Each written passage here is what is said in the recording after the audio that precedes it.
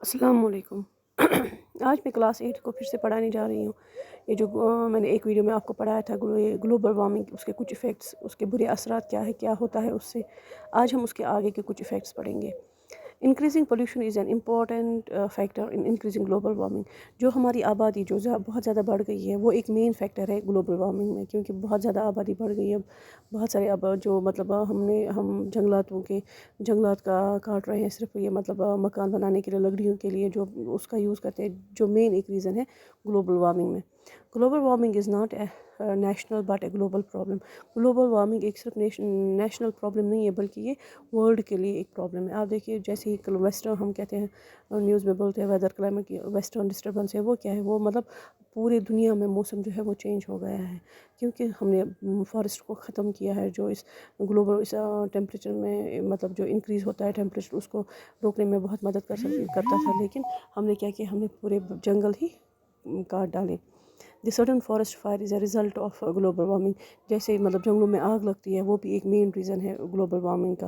Awareness of every individual is very important to fight against the problem. सबसे aware हमें हर एक लोगों के मतलब उनको अवेयर करना है, हर एक इंडिविजुअल को अवेयर करना है कि कैसे हमें लड़ना है, इस ये प्रॉब्लम कैसे हम सॉल्व कर सकते हैं।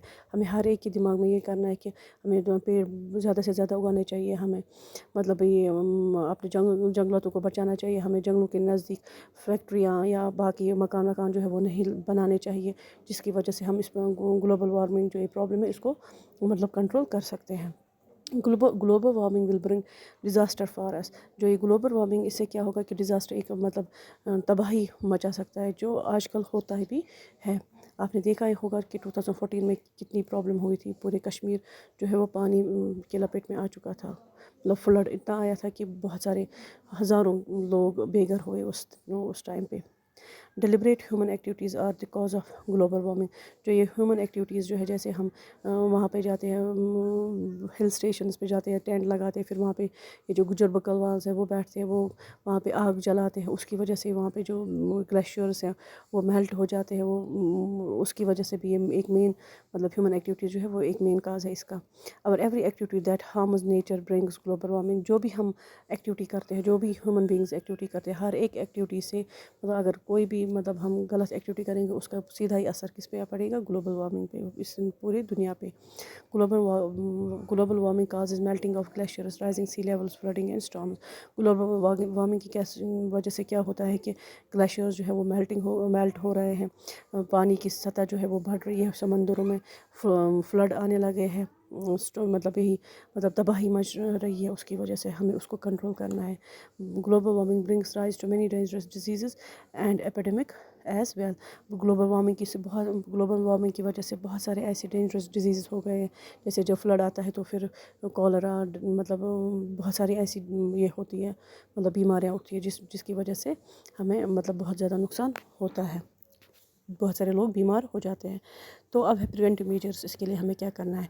We must take preventive measures like lowering down air pollution, reducing the emission of greenhouse gases generated by human actors, regulating such factors and creating stricter laws against them in an urgent need to save Earth from becoming a burning sphere. Humans should stop open burning such as burning dry leaves और burning garbage. तो इसके लिए preventive measures ये है कि हमें air जो है वो साफ़ रखना चाहिए, हमें अपने माहौल को साफ़ रखना चाहिए, हमें बहुत सारे पेड़ों को लगाना चाहिए, हमें जंगलात को नहीं काटना चाहिए, हमें जंगलातों को बढ़ाना मतलब पेड़ बहुत सारे लगाने चाहिए, हमें ग्रीन हाउस जो हम है वो उनका ज़्यादा इस्तेमाल नहीं करना चाहिए।